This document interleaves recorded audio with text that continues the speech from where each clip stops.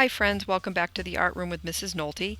Today we're going to play with texture and we're going to make a kind of a fun little project called Crazy Texture Birds. To begin, we're going to need a piece of white paper, doesn't matter what size, and either markers or crayons. You can choose whatever medium you want. You're going to fold your paper in half with a little crease in the middle. This is so I know where the center of my paper is, so when I draw my birds, they are evenly spaced on my page. I'm going to start with a black marker. I'm using a Sharpie. You can use a black Crayola or a black crayon. You just want something really dark so that the eyes show up. We're going to draw two circles, pretty big ones, an upside down triangle, and then another small triangle next to it. I'm going to draw two circles inside of the bigger circle. This one I'm going to give it some eyelashes and a highlight circle inside the pupil, which is a small circle up at the top. I'm going to fill in the pupil with black, but I'm going to be careful not to fill in the little white dot. I am going to create an oval shaped body for my bird, and then I'm going to draw two curved lines on either side to show where there might be a wing. To the right, I'm going to draw two more circles. Now these don't have to be even with the other two circles. You could make a taller bird or a shorter bird. It's completely up to you. Two eyes, two pupils, and two little highlights. And I'm going to try to make sure that my pupils are even with my birds. A triangle for a beak, and then an oval shape for the body. But this time I'm going to put one wing on the outside and then one wing curving up so my little friend looks like he's waving. Hi there! Next I'm going to add one more bird off to the left. Two large circles, two smaller circles inside, these are the pupils, with a small highlight circle. I'm going to fill in the black part of the pupil. I'm going to give it a upside down triangle for a beak and then a smaller triangle.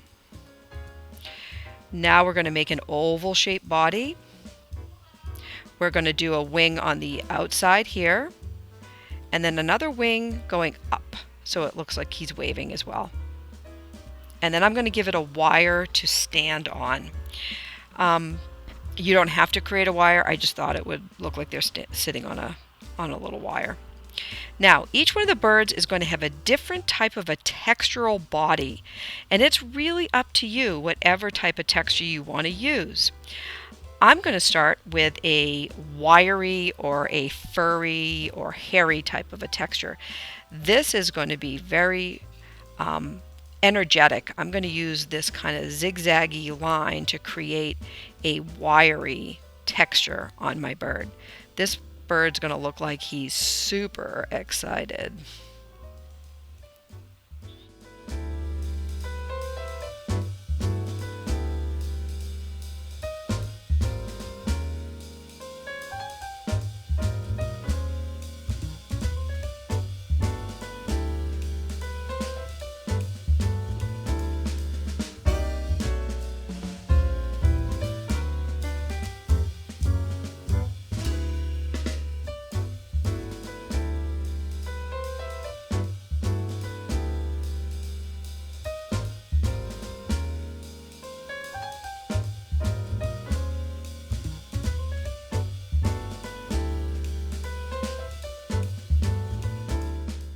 Next, I'm going to add some toes, and all these are little triangles at the bottom, so it looks like he's sitting on a wire.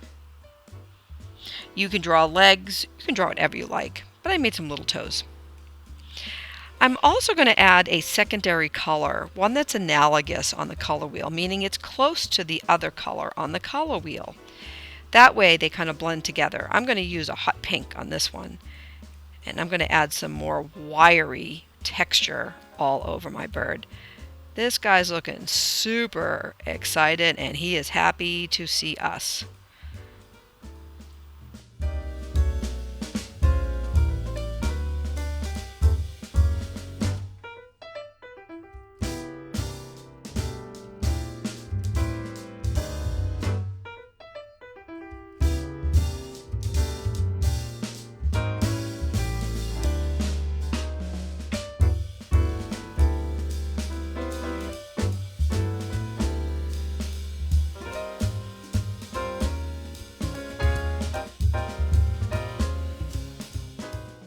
And I add a little color to his beak.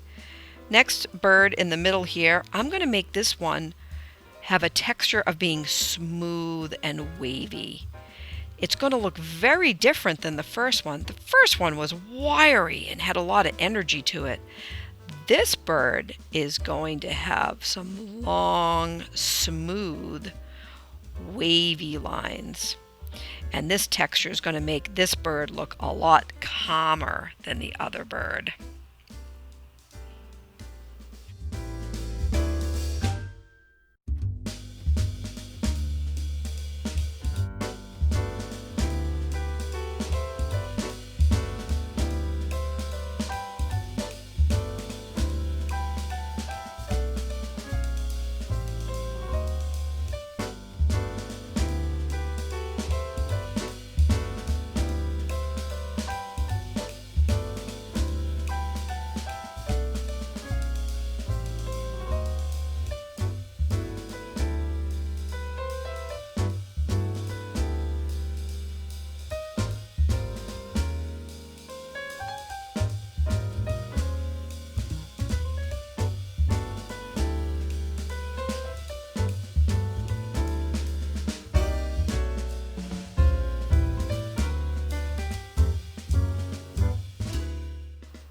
My next bird here, he's going to have some spiky fur, spiky energy going on around him.